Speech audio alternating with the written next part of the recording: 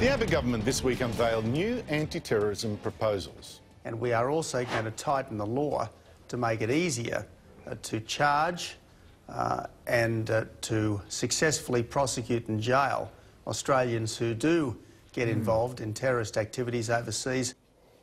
But Muslim groups say it is unfair to have laws asking people to explain why they were in war zones in, say, Syria. Here we go again. The Arab community, the Muslim community has been singled out in its Islamophobia and its Arabphobia. It puts everybody on edge because we're being suspected of something before we've done anything, and we have to prove that we're not going to do something.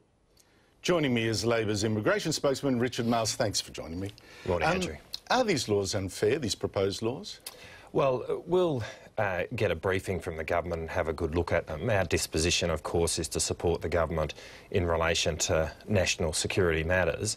I'd have to say that if the government puts forward a set of laws which it can't find itself able to explain in terms of the capture of metadata, then I think it needs to have a good look at itself in terms of getting the support of the Australian people in relation to that. But these are laws not about... I'm talking now about the laws where if you go to a jihadist war zone, that you've got to explain to the police when you come back what exactly you were doing there.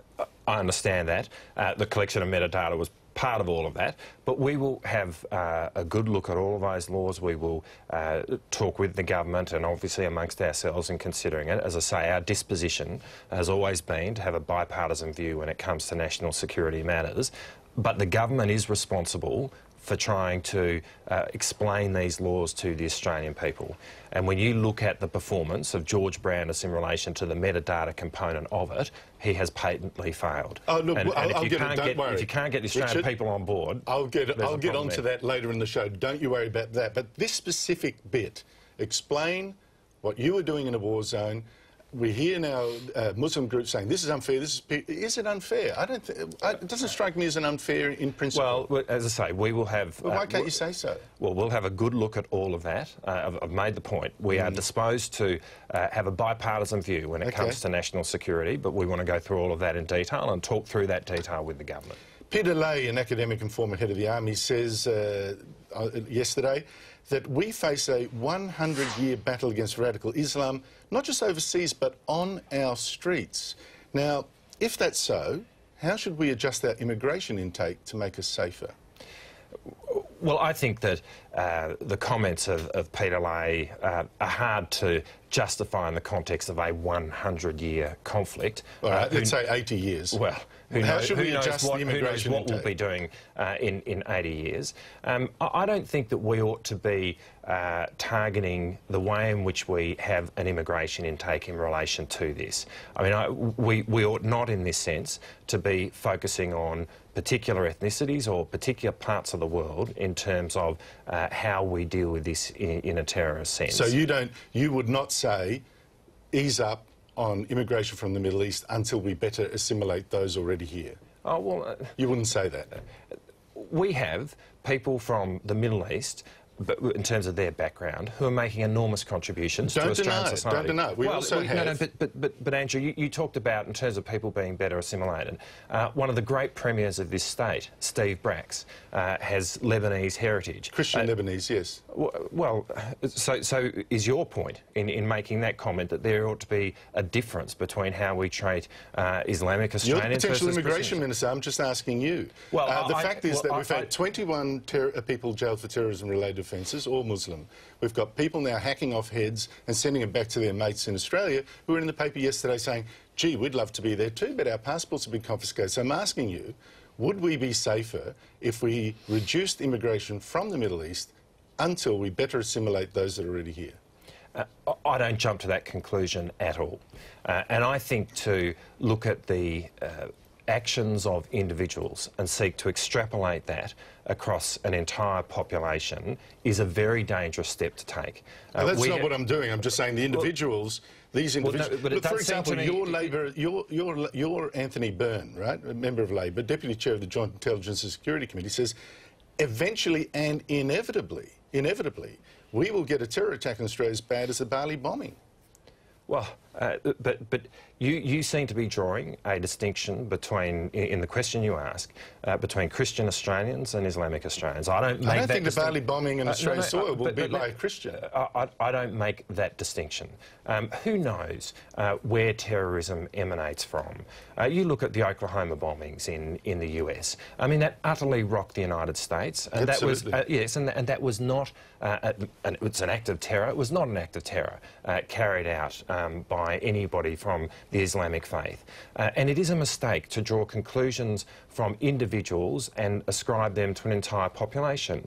And it's also a mistake to be blind to great trends. I mean, you've seen what's happening in Iraq and Syria, here, Nigeria. It's also a mistake to be blind, isn't it? Sure, but surely the right thing to be doing here, Andrew, is to be working with the Islamic community. Oh, yes. Which the government, and I'm pleased to see the government is doing that, and it's of course what we did in government as well. And the leaders of the Islamic community in this country are as appalled with the actions of those individuals as any of us. But I'd also make this point. Yeah, but then they go and break. AFP goes to all the trouble of having an end of Ramadan meal, and the Grand Mufti says, no, I'm not going because terrorism laws pick on Muslim. I mean, that's not a good sign, sure. Andrew, there is another point here as well.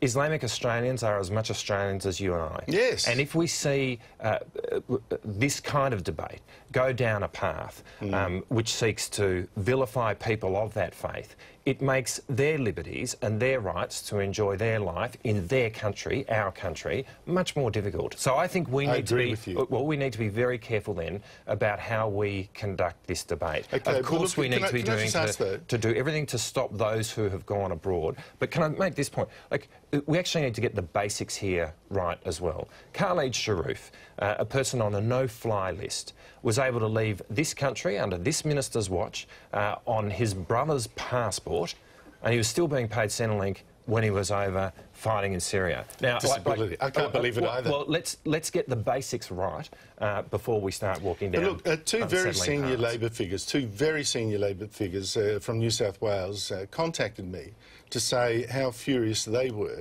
that Labor is changing policies, particularly support for Israel and the UN, to please Muslim voters in Sydney marginals that you hold. Does that worry you too?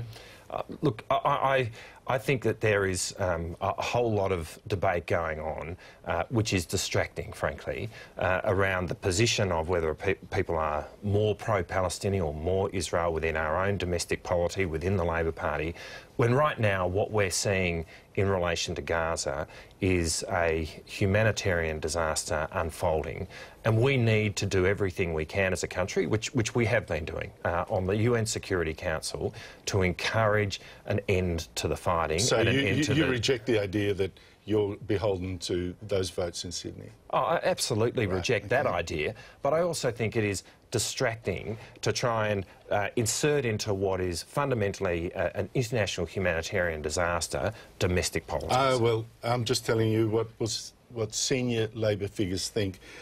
Immigration is now running at 240,000 a year, net figures. Does that make sense when we've got the highest unemployment in 12 years? Well, I think it is important to look at our skilled migration intake in the context of our economy. It's also important to recognise that when people come to this country, we also build the economy. For many parts of Australia, more people being there equals more jobs. I mean, if you're talking about regional Australia, for example, my electorate of Geelong, we like to see greater population. It actually stimulates the economy. 6.4% unemployment, 240,000 people a year coming in. It doesn't make sense to me. Every person who comes in requires services to be provided to them. That equals jobs.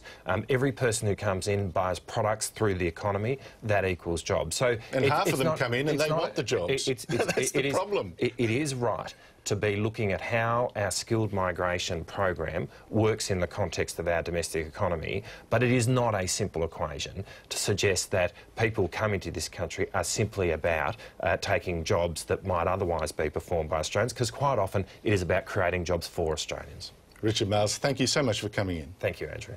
Coming up, the panel, Peter Costello and